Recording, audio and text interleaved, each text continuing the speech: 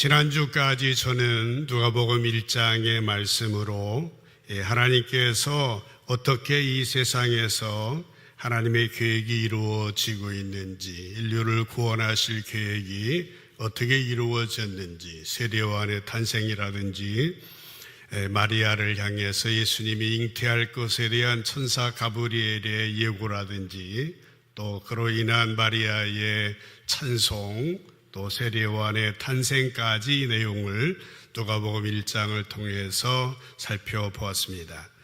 누가복음 2장은 예수님의 탄생과 소년 시절의 내용이 기록되어 있기 때문에 교회력으로 성탄절을 준비하는 대림절에 그 말씀을 전하려고 합니다.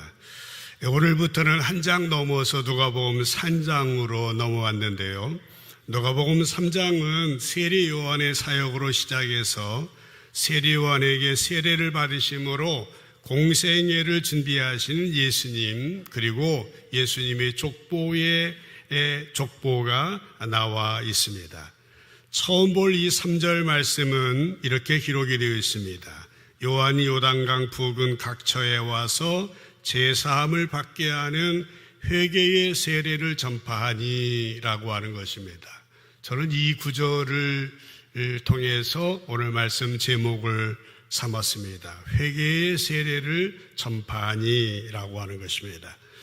누가복음을 전체적으로 보면 특별히 회개라고 하는 단어가 많이 사용되었습니다. 누가복음을 기록한 의사 누가는 누가복음의 속편인 사도행전까지 기록을 했는데, 누가복음과 사도행전을 전체적으로 보면은 회개라고 하는 단어가 23번이나 등장하게 됩니다.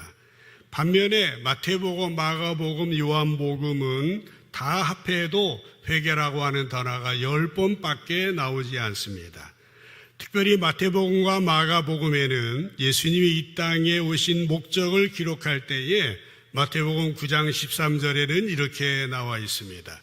뒷부분에 보면 나는 의인을 부르러 온 게 아니고 죄인을 부르러 왔다, 그렇게 말씀하셨고, 마가복음 2장 17절에서도 뒷부분에 보면 나는 의인을 부르러 온 게 아니고 죄인을 부르러 왔다라고만 기록이 되어 있습니다. 그러나 누가가 쓴 누가복음 5장 32절에 보면은 내가 의인을 부르러 온 것이 아니라 죄인을 불러러 왔다라고만 하지 아니하고 죄인을 불러서 회개시키러 왔다라고 이렇게 기록이 되어 있다라고 하는 것입니다. 누가가 회개에 대하여서 특별한 강조를 하고 있다라고 하는 부분입니다. 누가복음 15장 7절 말씀을 보십시다. 내가 너희에게 이르노니 이와 같이 죄인 한 사람이 회개하면 하늘에서는 회개할 것 없는 의인 99으로 말미암아 기뻐하는 것보다 더할 것이다 라고 하는 것입니다. 누가는 하나님께서 회개를 얼마나 기뻐하시는지에 대하여서 강조하고 있는 것입니다. 누가복음 13장 3절 말씀 가운데서도 회개하지 아니하면은 제사함도 없고 결국 다 망하게 된다라고 하는 사실을 강조하였던 것입니다. 특별히 예수님이 부활하신 다음에 주신 지상명령이 있는데요. 마태복음 16장 15절에 보면은 너희는 온 천하에 다니며 만민에게 복음을 전파하라 라고만 기록이 되어 있는데, 누가복음 24장 47절에 보면은 또 그의 이름으로 제사함을 받게 하는 회개가 예루살렘에서 시작하여 모든 족속에게 전파될 것이 기록되었으니라고 기록을 하고 있다라고 하는 겁니다. 누가는 온 세상에 제사함을 받게 하는 회개가 전파되어야 한다라고 하는 사실에 대한 확신을 가지고 있는 것입니다. 이만큼 누가는 회개라고 하는 단어를 애용하였습니다. 이런 누가의 입장에서 볼 때에 회개의 세례를 베풀어준 요한의 역할은 매우 중요한 것입니다. 세례요한의 사역의 제1성은 뭡니까? 마태복음 3장 1절 2절에 보면은 그때 세례요한이 이르러 유대 광야에서 전파하여 말하되 회개하라 천국이 가까이 왔느니라. 세례요한의 사역의 일성이 회개하라고 하는 겁니다. 물론 예수님의 사역의 일성도 동일합니다. 세례 요한은 회개하라고 촉구함으로써 사람들이 예수님을 받아들일 수 있는 마음을 준비시켰던 겁니다. 그는 광야에서 외치는 자의 소리였습니다. 그는 주의 길을 예비하는 메시아의 선구자였다라고 하는 사실이에요. 오늘 말씀을 피차에 나누면서 우리는 회개에 대한 많은 진리를 발견할 수 있게 되는 것입니다. 회개가 뭔가, 어떻게 하는 것이 회개인가, 회개와 제사함과는 어떤 관계가 있는가, 회개에 합당한 열매는 무엇인가, 우리가 회개하지 아니하면 어떻게 되는가, 이런 말씀들을 우리가 상고하게 되어질 것입니다. 오늘 말씀을 통하여 성령 하나님께서 우리 가운데 깨달음을 주셔서 회개에 대한 중요한 진리를 깨닫고 회개에 합당한 열매를 맺음으로 말미암아 하나님께서 우리 각 사람에게 주신 놀라운 계획이 아름답게 이루어질 수 있게 되기를 다시 한번 주님의 이름으로 간절히 축복합니다. 처음 읽은 1절 말씀을 다시 보도록 하십시다.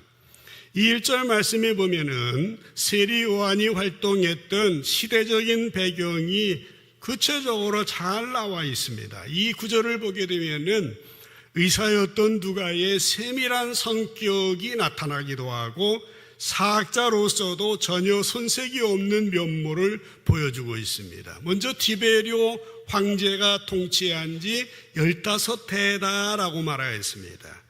티베리오 황제는 누구입니까? 이 로마의 황제입니다. 이 우리가 보통 그 세계사에서는 티베리우스라고 하는 황제인데 주 14년에서 37년까지 로마 황제로 통치한 사람인 것입니다. 이 사람이 통치한 지 1절을 다시 보면은 15해라라고 말했습니다. 그러니까 역사적으로 보면은 주 AD 29년쯤 되는 때입니다. 이때는 본디오 빌라도라고 하는 사람이 이 유대의 총독으로 와 있을 때이었고, 이어서 동시에 헤롯 왕의 아들들이 이스라엘을 분할해서 분봉왕으로 통치하고 있었던 것입니다.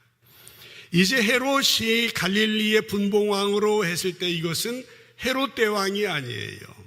예수님 탄생할 때는 헤롯 대왕이고 그 아들들입니다. 헤롯 안티바스라고 하는 사람이 갈릴리의 분봉왕이었고 그 동생 빌립이라고 했는데 이 빌립도 헤롯 빌립입니다. 그러니까 헤롯 안티바의 동생이에요. 이 사람이 이두레와 드라고닛 거의 북쪽 지역의 분봉왕이었고 루사니아가 아빌레네, 이 아빌레네는 더 북쪽인 시리아의 분봉왕으로 다스렸다라는 겁니다. 이것을 지도로 한번 보시게 되면은 이런 내용들입니다. 이제 작은 그 지역 안에서 분봉왕, 분봉왕 이렇게 하면서 그 살로메까지 어떤 특정한 지역을 통치하는, 그야말로 이스라엘이라는 좁은 땅덩어리가 4분 5열 되어 있는 이런 안타까운 상황이다라고 하는 것입니다.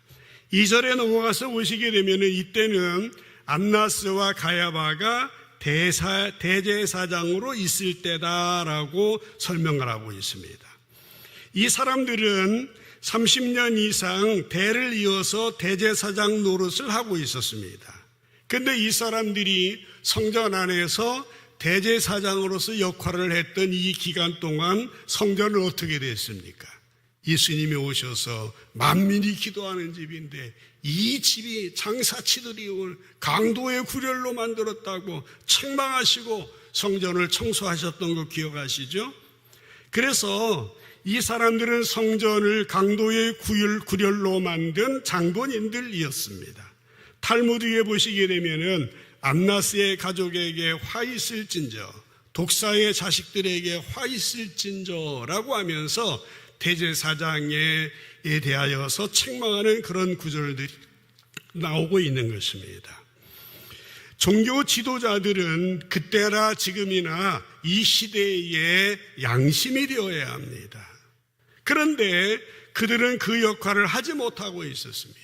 그들은 눈이 멀어 있었고 그들은 썩어 있었습니다. 당신은 구약의 마지막 선지자 말라기 이후 400년 동안 선지자들이 없었고 하나님 말씀이 임하지 않았습니다. 따라서 백성들은 영적인 무지에 빠져 있었던 때였다라고 하는 겁니다.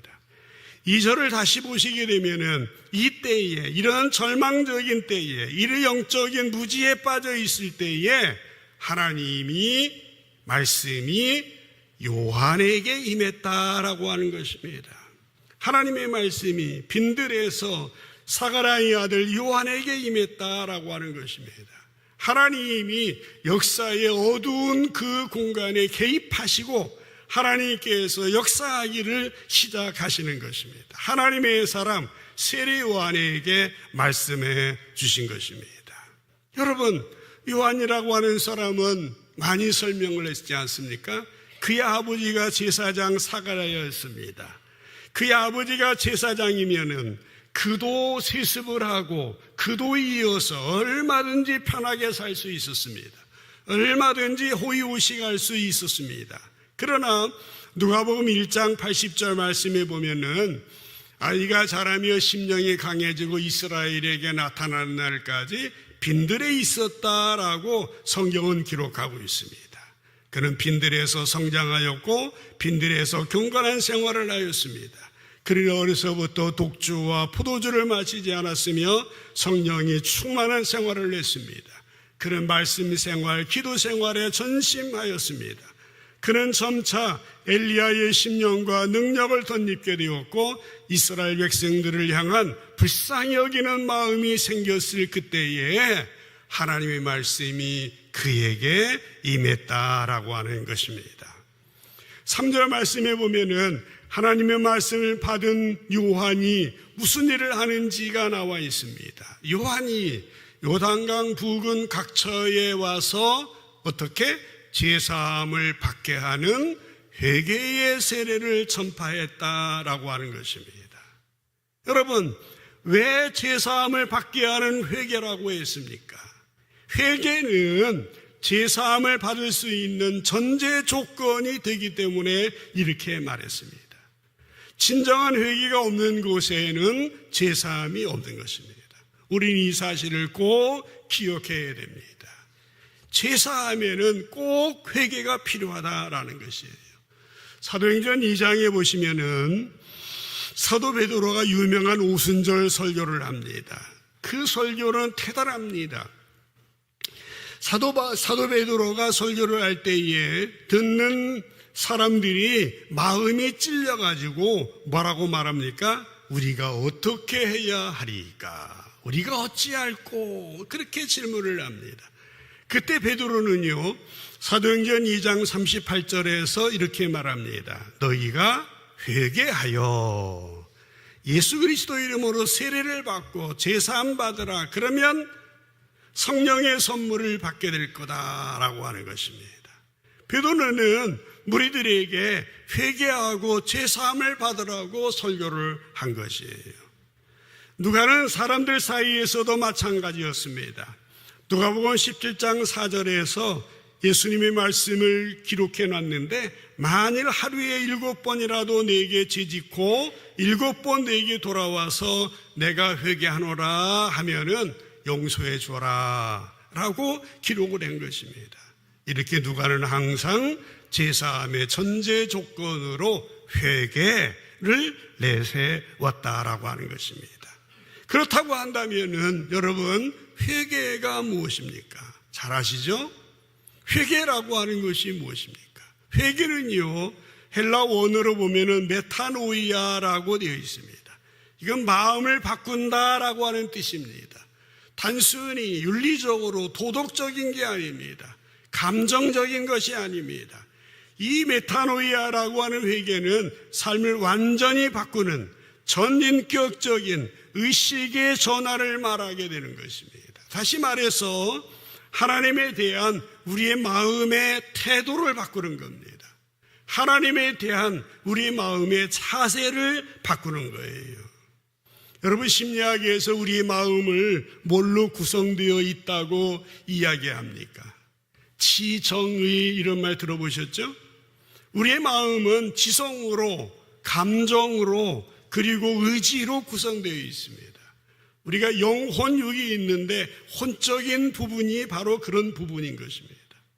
그러므로 회개라고 하는 것은 하나님에 대한 우리의 지성이 바뀌어져야 되고 하나님을 향한 우리의 감성이 바뀌어지게 되고 우리의 의지가 바꿔져야 된다라고 하는 것입니다. 누가는 회개에 대하여서 너무나 많은 강조를 하고 있습니다. 왜 그렇습니까?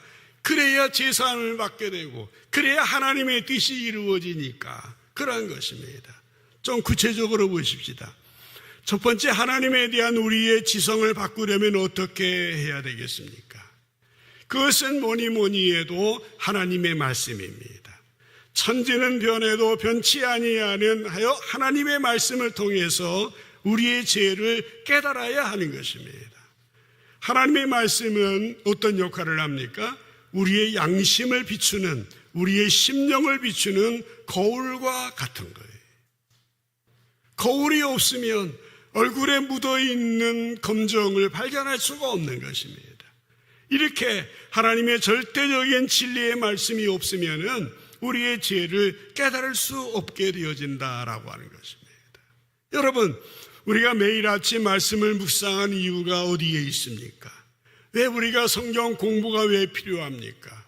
무슨 지식이 얼마나 많이 얻기 위해서 그렇게 합니까? 우리가 매일 아침 하나님 말씀 앞에서 자신을 발견하고 자기를 성찰하고 더러워진 비틀어진 우리의 영혼을 깨끗하게 하기 위함이다라고 하는 것입니다. 그래서 하나님의 말씀이 너무나 중요한 거예요. 하나님의 말씀을 통해서 우리 자신의 죄를 깨닫고 회개하는 겁니다. 깨달음, 자기 성찰, 자기를 알아야 돼요. 이것이 바로 지적인 회개다라고 하는 것입니다. 지적인 회개를 넘어서서 우리는 하나님에 대한 우리의 감성을 바꾸려면 어떻게 해야 됩니까? 감성적인 회개입니다. 내가 범한 죄의 결과에 대하여서 마음 아파하고 내가 범한 죄에 대하여서 슬퍼하고 참회하는 겁니다. 자기 자신의 모습을 바라보면서 하나님 앞에 서면은 부끄러운 겁니다. 너무나 죄송한 겁니다. 머리 들 수 없는 자신으로 인하여 슬퍼하고 탄식하는 겁니다.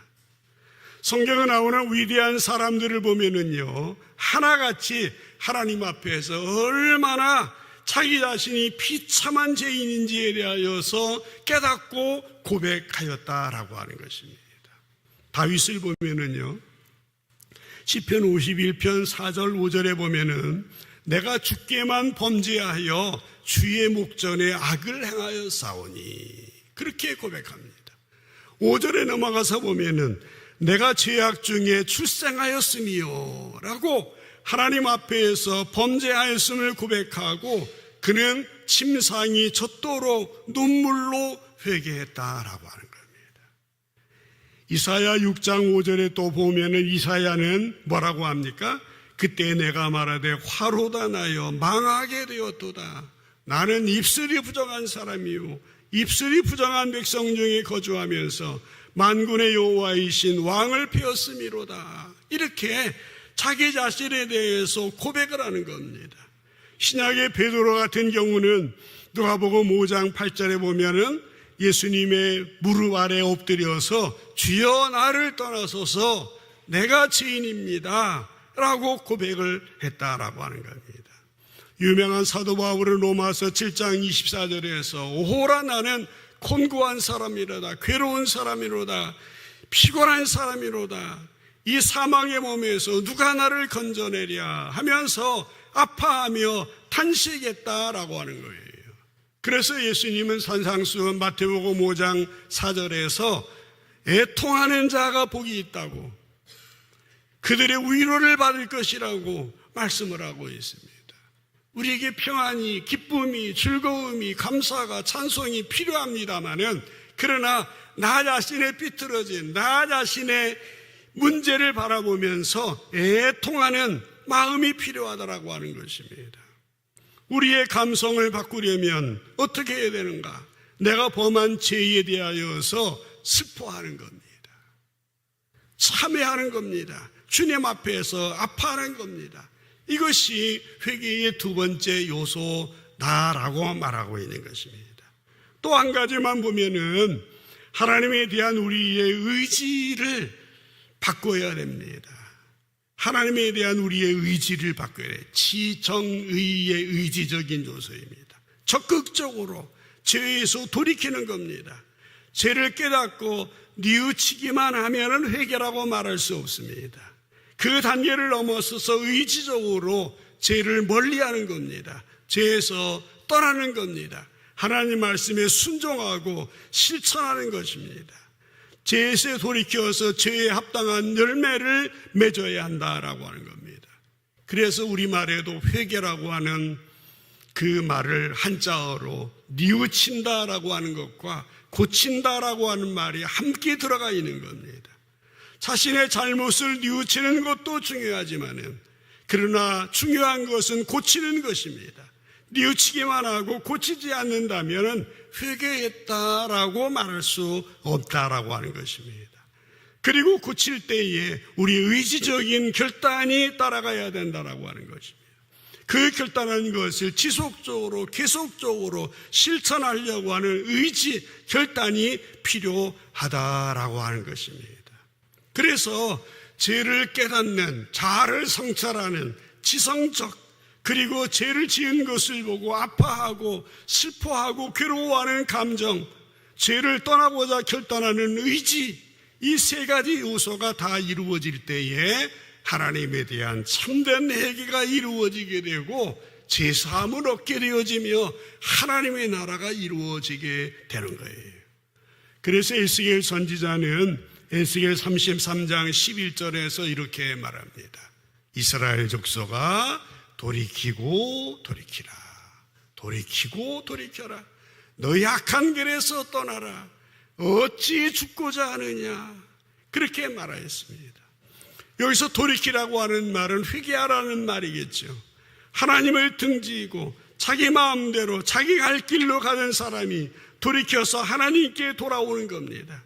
하나님의 진리를 외면하고 내 마음대로 세상적인 제약적인 생활을 즐기던 사람이 돌이켜서 하나님께로 돌아오고 하나님의 뜻을 행하는 사람이 되는 것이 회개다라고 하는 것입니다. 머리로 자기 죄를 깨닫고 가슴으로 뉘우치며 의지적으로 고치는 것, 이게 전인적인 회개, 온전한 회개다라고 하는 것입니다. 그러므로 우리는 참된 회개를 하려면은 무엇보다도 하나님의 말씀을 경외하는 마음으로 읽고 그 말씀 앞에 자기를 비춰 보셔야 됩니다. 여기 신앙생활을 얼마 하지 않은 분들도 여러 계신 것 같은데 말씀이 어렵지만은 성령님께 기도하십시오. 그러면 성령님께서는 조명해 주십니다.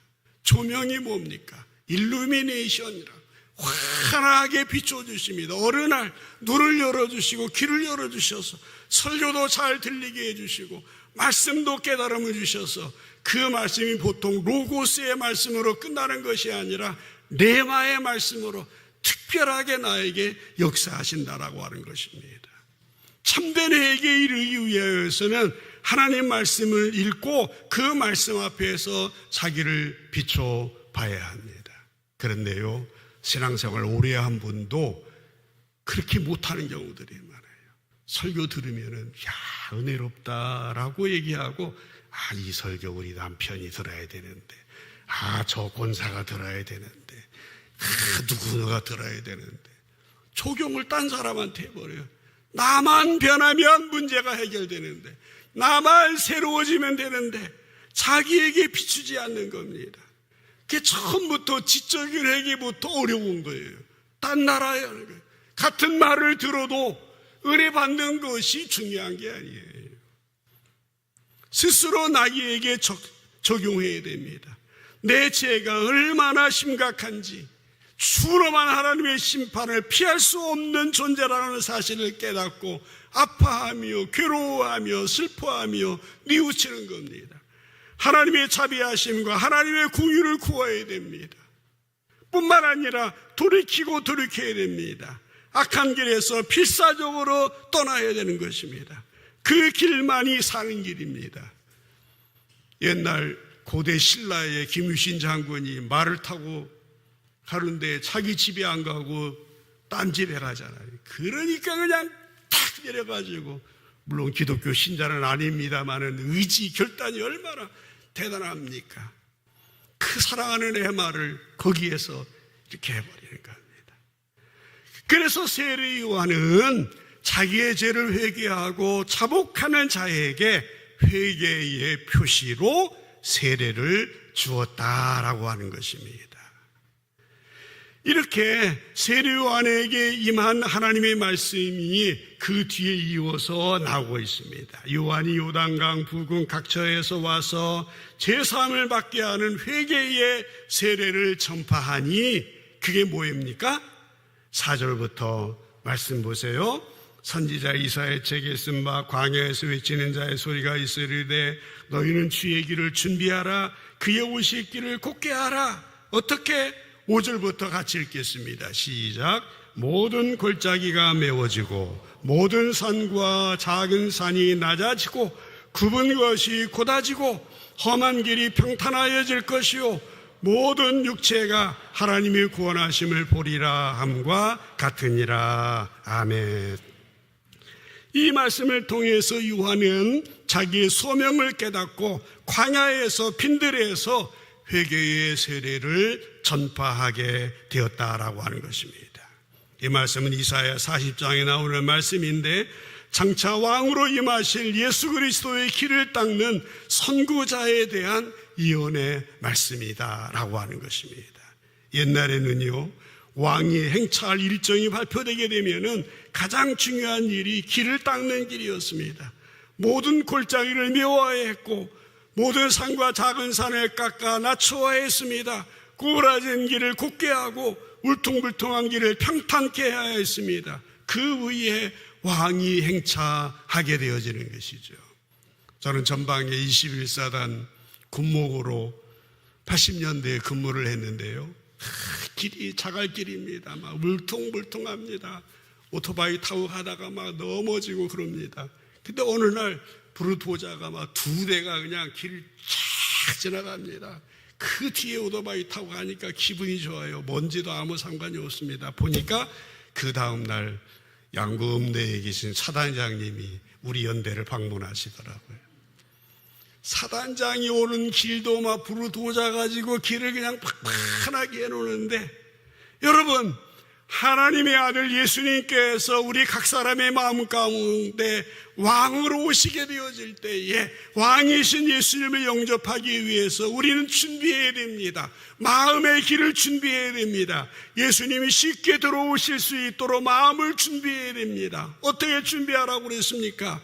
우리의 마음에 높이 자리 잡고 있는 불신과 절망의 그 골짜기를 메워야 한다고 하는 사실입니다. 불신앙과 절망에 사로잡혀 있는 사람은 치유가 필요한 것입니다. 믿음으로 상처를 치유하고 새살이 돋아나야 되는 것입니다. 낮아 있는 것은 메워야 됩니다. 높아 있는 것은 깎아내야 됩니다. 우리 가운데 있는 교만의 산, 우리 가운데는 욕심의 언덕을 깎아내야 됩니다. 교만과 욕심의 산들이 있으면 예수님을 왕으로 영접할 수 없는 것입니다. 우리 가운데 편견과 아집으로 삐뚤어져 있는 마음은 곧게 해야 되는 것입니다. 여러분, 우리 속담에 그런 속담이 있죠. 뭐 눈에는 뭐만 보인다고. 여러분, 우리 마음이 삐뚤어지게 되어지면 삐뚤어진 마음은 모든 세상을 삐뚤어지게 봅니다. 사기꾼의 눈에는 모든 사람이 사기꾼처럼 보이게 되는 것입니다. 우리의 비틀어진 마음의 눈을 바로잡아야 됩니다. 우리의 마음이 빈들과 같이 광야와 같이 거칠어진 마음이 있다고 한다면 평탄케 해야 된다고 하는 것입니다. 높은 것은 낮아지고 낮은 것은 메워지고 비틀어진 것은 곧게 하고 거칠어진 것은 평탄케 하게 되어질 때에 6절 말씀에 뭐라고 했습니까? 모든 육체가 하나님의 구원하심을 보리라 라고 말씀하고 있는 것입니다. 주님께서 문 밖에 서서 놓고 하실 때에 우리의 마음을 잘 준비하셔서 하나님의 구원을 경험하여 하나님의 나라 천국을 이루는 여러분 되시기를 주님의 이름으로 간절히 축복합니다. 하나님의 구원의 역사는 회개로부터 시작이 되어진다라고 하는 것입니다. 하나님께 대한 회개가 있을 때에 예수님을 향한 믿음을 가질 수 있게 되어지는 거예요. 사도행전 20장 21절에 보면은 유대인과 헬라인들에게 하나님께 대한 회개와 우리 주 예수 그리스도에 대한 믿음을 증언한 것이다 라고 기록이 되어 있습니다. 사랑하는 여러분, 하나님께서는 온 천하 만민을 다 구원하시기를 원하고 있습니다. 그러나 죄를 회개하는 사람만이 하나님의 구원을 볼 수 있는 것이에요. 회개라고 하는 말이 직접 사용되지 않지만 누가복음 15장 탕자의 비유를 보면은 회개를 잘 설명해 나왔습니다. 둘째 아들 이 사람은 아버지가 돌아가시기도 전에 아버지의 유산을 미리 챙겨가지고 먼 나라에 가서 허랑방탕하지 않습니까? 그러나 그는 허랑방탕하다가 누가복음 15장 16절에 보면 결국 어떻게 됩니까? 돼지가 먹는 취업 열매도 먹지 못하고 취업 열매로 배를 채우고자 했지만 주는 사람이 없어요. 그래서 그는 결단하게 됩니다. 누가복음 15장 17절에 보면은 스스로 돌이켜 회개가 나오죠. 스스로 돌이켜 의지적인 지적인 결단을 하게 됩니다. 아버지께로 돌아가기를 결단합니다. 스스로 돌이켜 이르되 내 아버지에게는 양식이 풍족한 품꾼이 얼마나 많은가. 나는 여기서 줄여 죽는구나. 내가 일어나 아버지께 가서 이르기를 아버지 내가 하늘과 아버지께 죄를 지었습니다. 지금부터 아버지 아들이라 일컬음을 감당치 못하겠습니다. 나를 품꾼 중 하나로 보십시오 하고 20절에 보면은 뭐라고 말합니까? 따라합시다. 이에 일어나 이에 일어나 아버지께로 돌아가니라. 탕자는 자기의 죄를 깨달았습니다. 하늘과 아버지께 죄를 지었다고 고백했습니다. 줄여 죽게 된 자신의 비참한 모습을 발견하고 슬퍼하며 뉘우쳤습니다. 그러나 거기에 머무르지 않습니다. 일어납니다. 의지적으로 결단합니다. 아버지께로 가겠다 결단하게 되는 겁니다. 도무지 자기가 생각해도 자격이 없습니다. 그래서 그는 품꾼 중 하나라고 해달라고 생각하고 일어나서 아버지께로 돌아가는 겁니다. 이게 회개인 것입니다. 회개는 말로만 하는 것이 아닙니다. 하나님께로 돌이키는 것입니다. 그러므로 회개하기 위해서는 믿음이 필요한 것입니다. 나를 조건 없이 받아주실 하나님을 믿는 믿음이 있을 때에 우리는 하나님께로 돌아갈 수 있게 되어지는 것입니다. 사랑하는 성도 여러분, 우리가 예수님 믿을 때 한 번의 회개가 필요합니다. 그 회개는 또 필요 없습니다.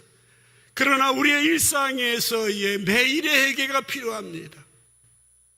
그래서 요한일서 1장 9절에 보면은 만일 우리가 우리 죄를 자백하면 저는 미쁘시고 의로우사 우리 죄를 사하시며 모든 불의에서 우리를 깨끗하게 해주실 것이라고 매일의 회개에 대하여서 말씀을 하고 있는 것입니다. 이 시간 자기 자신을 하나님 말씀 앞에 하나님의 면전 앞에 열어놓으시길 바랍니다.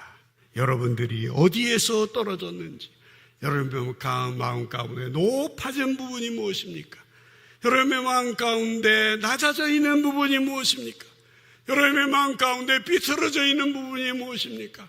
여러분의 마음 가운데 거칠어진 부분들이 어디에 있습니까? 준비되어져야 합니다. 돌이켜 아버지께 돌아가야 됩니다. 회개에 합당한 열매를 맺어야 됩니다.